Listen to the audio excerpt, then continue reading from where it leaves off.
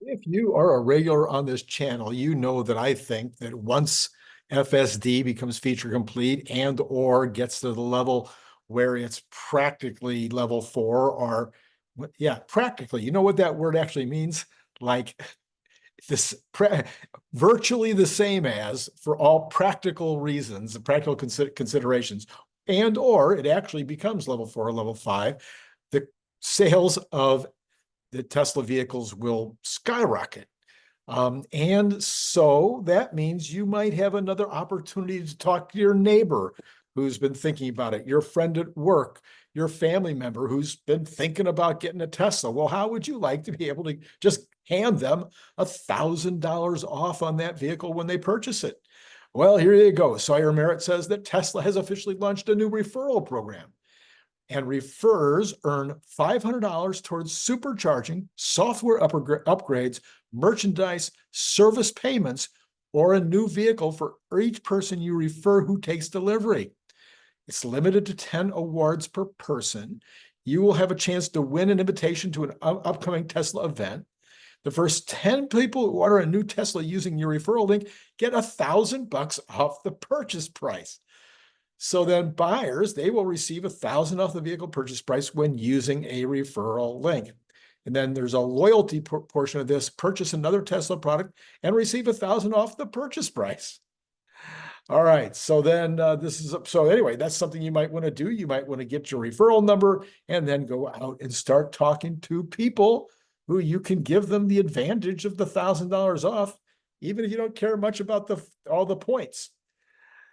Sawyer Merritt also says that there's news out today, and I saw this everywhere, that NASA has finally decided Boeing is not going to be the ones to go rescue their people off of the International Space Station. SpaceX is going to bring those folks back. Apparently, what's going to happen is Boeing is going to actually release that capsule from the International Space Station and bring it back. I don't know if they're going to land it and try to recover it in the ocean or whether they're just going to let it burn up. I don't know how that's going to work. I didn't look it up. But what we do know is that isn't how those folks are going to get back home. Sometime in September, Tesla will be sending off a crew that they were already planning to send. They're going to have to reduce that crew by 2. It was going to be 4. Now it'll only be 2. Those 2 will go up to the International Space Station, stay for whatever period of time, and then all 4 will come back. I think I read someplace where that might be in February. So the 2 folks that are up there, Suni Williams and Butch Wilmore, will get to stay up for quite a while longer and continue to do lots of fun experiments. All right. Third thing from Sawyer Merritt. Tesla will soon release the following features via an over-the-air update. Don't you just love that your car just keeps getting better, even though you don't have to pay for any of these over-the-air updates? Number 1 will be a display construction. Your vehicle will now display construction on your route with an icon. Tesla already considers construction when navigating to a location, but now it'll display the location of a construction project on the screen, giving you a better idea of what areas you might want to avoid. Also, there will be predictive text for navigation searches. Navigation searches will now have predictive text to try and suggest search terms as you type, or maybe as you speak. It doesn't say that here, but maybe that too. Premium connectivity will not be required to get that. There will also be a search this area. You'll now be able to search this area when you're searching for something specific if you drag the map to a different location. And finally, mobile app notifications, tire service. Vehicle can now inform you that it's in need of tire change or tire rotation. That's nice. All right, so we are down to 47 days to go to 10/10. That is only 28 business days or 28 days when the stock market will be open. What do we know will happen? Well, number 1, this coming Tuesday, we'll get China numbers. Then every Tuesday after that, we'll get China numbers, as we always do, but sometimes those impact the stock price. This upcoming Friday, we'll have the unemployment report. That's incorrect. This Friday, we will have the PCE. The following Friday, we will have the unemployment report. Then on September 2nd, we will have the China numbers again. as I mentioned. On October 2nd, we will get the third quarter production and shipment numbers. That's only just over a month away. And then on September, the Cybertruck will get full self-driving, finally. And then reverse parking and K-turns should be coming almost any day. And then, of course, there's always the unexpected things that might come along during the month that commonly do impact the stock price. By the way, don't expect sightings of the Cybercab. The rumor is that those are being tested inside the parking structure in Austin. And then there's also a first sighting of a Juniper, according to Alex, but you couldn't really tell much from it. It was from the back and it was kind of hazy. But anyway, I'm sure there'll be more sightings of Juniper over the next couple of months. Elon Musk said this morning, he says, look, you need to try Grok 2. And I agree with him. If you haven't tried Grok 2, you should definitely try Grok 2. It's free, I think. Anyway, if you're on X, you should be able to use Grok. Maybe you can't use the full on without being a member of X. I'm not sure. But when I say member, I mean having the check mark, the blue check mark. But one way or the other, you should be able to try Grok 2, and it's fabulous. I've been using it quite frequently, much more than I was using before, getting kind of in the habit now of asking Grok those things that I don't know that I might have used some other people like Google in the past. By the way, Grok 2 is now tied for second spot on the LMS. Yeah, anyway, the kind of third party thing that takes a look at who's doing the best at computation and correct results and stuff. Anyway, Wall Street Journal. Oh, by the way, this is Randy Kirk. You can hit like, subscribe, and notify, blah, blah, blah. You know what to do. But what I really want you to do is do Patreon. All the rest of the stuff I'd like you to do. I'd really like you to do Patreon. Okay. All right. This is an interesting article. It's a little long. I'm sorry, but I think you should hang in there. I think you're going to find it extremely interesting. Wall Street Journal says, even Democrats don't want to hear about climate change anymore. The words were barely mentioned at the entire convention. And every transcript that the author examined omitted the once obligatory Biden modifier existential, that the climate problem is an existential risk. Nobody ever said those words. Now, the reason isn't a mystery. Joe Biden's policies are having not the slightest effect on climate change, and as somebody will still have to pay Ford's $130,000 in losses per vehicle in the first quarter. This sum, a calculation shows, is equal to $64.80 per gallon of gasoline saved over 4 years of average driving. And yes, this amounts to a ludicrous, costly subsidy to somebody else to use the gasoline that the EV drivers are paid to forego. I don't know about all that. I think Ford is in business. They're in business to try to take advantage of what's coming up next. It is, yes, partially due to governmental efforts to get these companies to switch over to BEVs. But the reality is the world is going to switch to BEVs. And the fact that Ford and General Motors, Toyota, others have pulled back in order to use, well, this is the place where the Biden policies, the Harris policy, she was the final vote on the IRA, and her decision to make that law, I believe, has what's increased the sales of hybrids, because they get the same $7,500 that BEVs do, and they're less expensive than most BEVs. So I think they killed the BEVs at Ford and at General Motors, hurt those companies, and helped the hybrids, which helped those companies, and hurt Tesla, basically. And so reversing that and getting rid of the IRA would be a very good idea for Tesla, in my humble opinion. He says, voila, the flaw in the Biden strategy from the get-go, which completely defeats the goal of reducing emissions. Regular readers of this column that he's talking about may feel vindicated by a new study this week in the prestigious journal Science. It examines 1,500 climate policies adopted around the world, and it finds that only 63 of those 1,500, 4%, produced any emissions reductions. Even so, press accounts strain to muddy the simple lesson. So he wants to spell it out. Taxing carbon actually reduces emissions.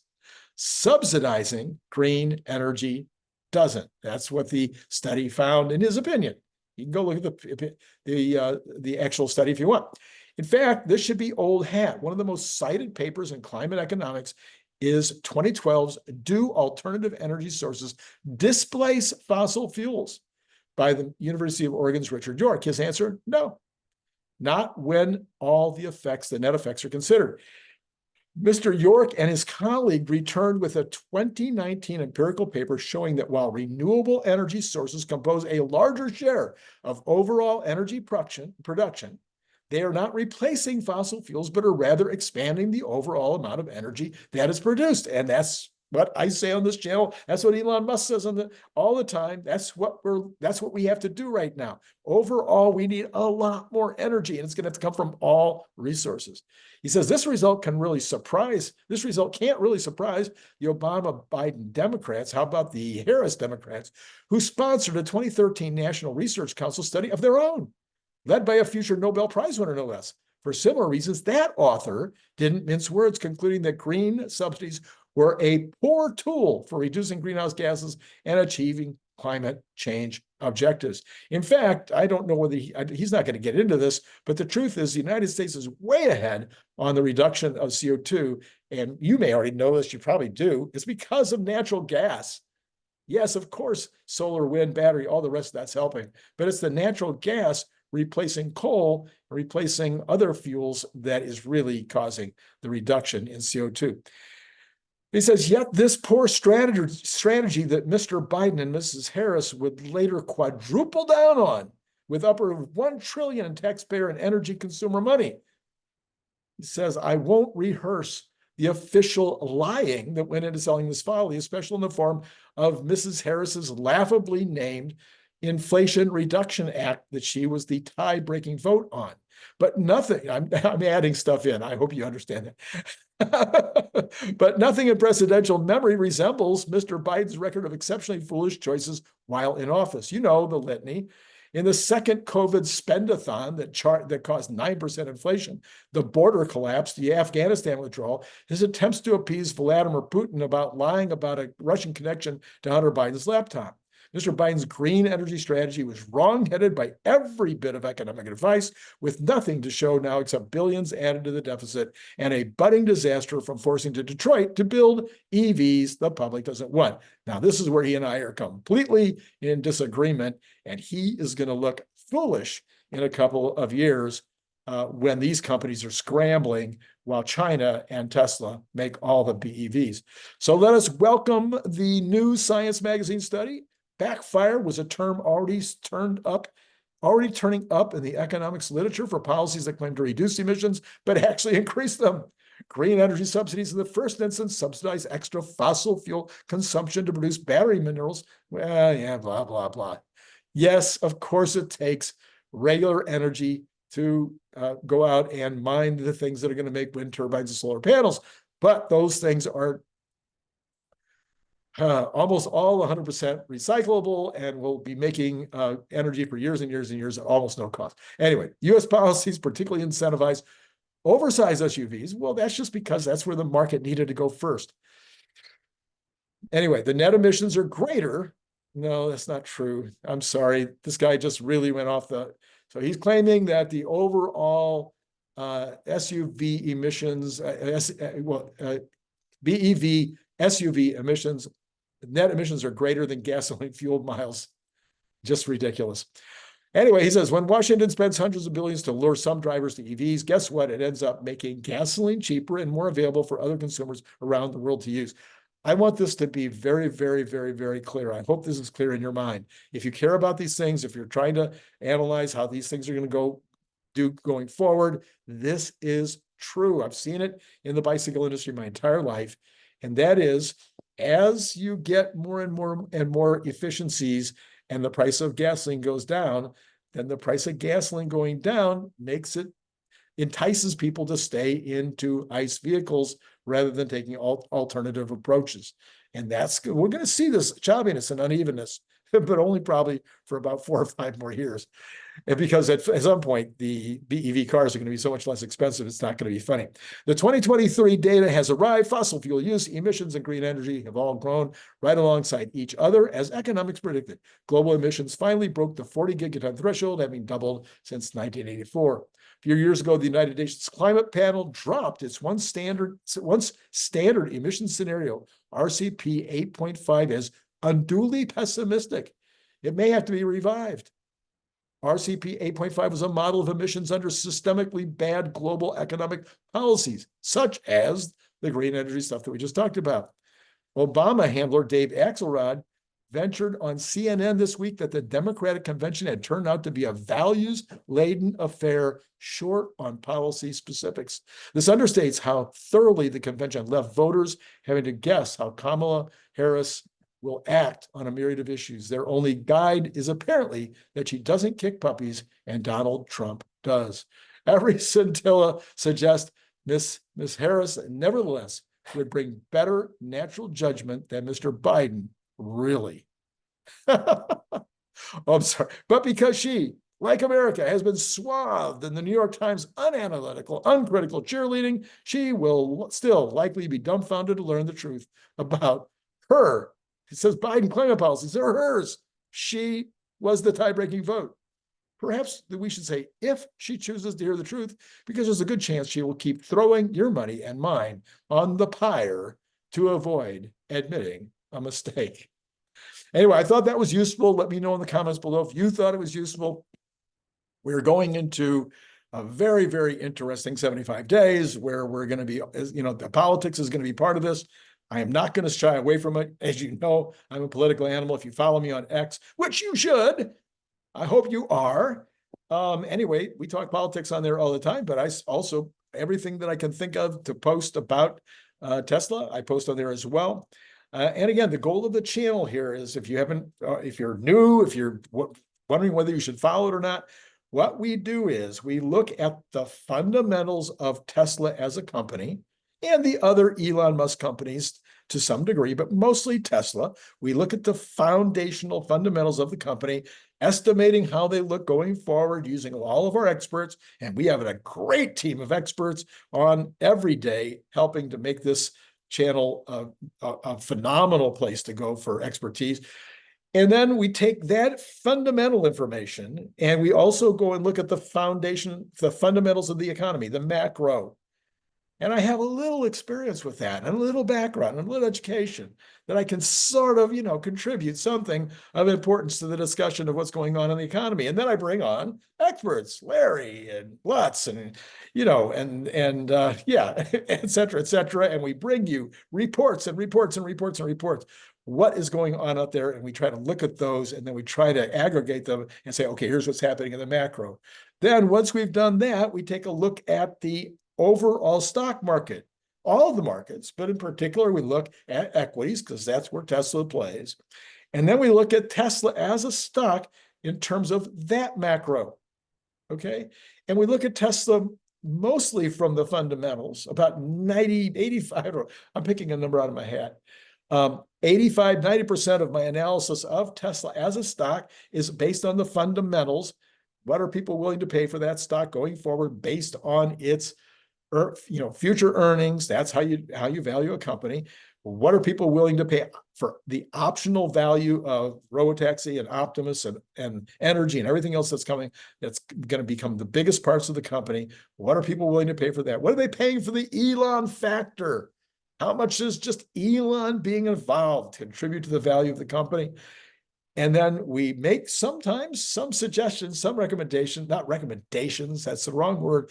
We make some assumptions. We say what we think is going to happen in terms of price targets going out. And right now, those numbers are on the order of 265 before 1010 for the Tesla stock, assuming, of course, there's no huge pieces of news that would interrupt that. People say, oh, well, Randy, you predicted this. Yeah, and then, and then the Fed changes their mind about their plans last November. Well, that changes things. Anyway, so the news comes out and that can always impact my stock predictions. Okay, and then my prediction is that we will go up to all-time highs next year, or maybe even the end of this year, if FSD is 100, level 4, level 5. Elon says you can drive it from the back seat. And then if it becomes a robotaxi and you can push the little button on your app and turn your car into a money-making machine, then I believe we go to within a couple of 3 weeks after that actually is working and people can see that it's working. People are getting rides and the app is working and things aren't just completely breaking down. After we see that that's taking place, I think the stock goes to 700. And that's without Optimus. Okay, Optimus is a whole nother level. Okay, so that's what we do on the channel. If that's valuable to you, drop on down to Patreon. It's $3 a month to start.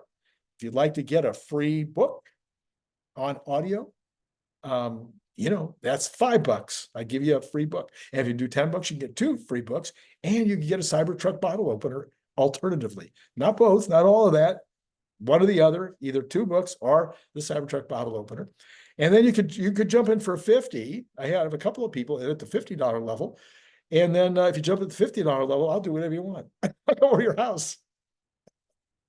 Yeah, I know. Funny, right? Okay, listen.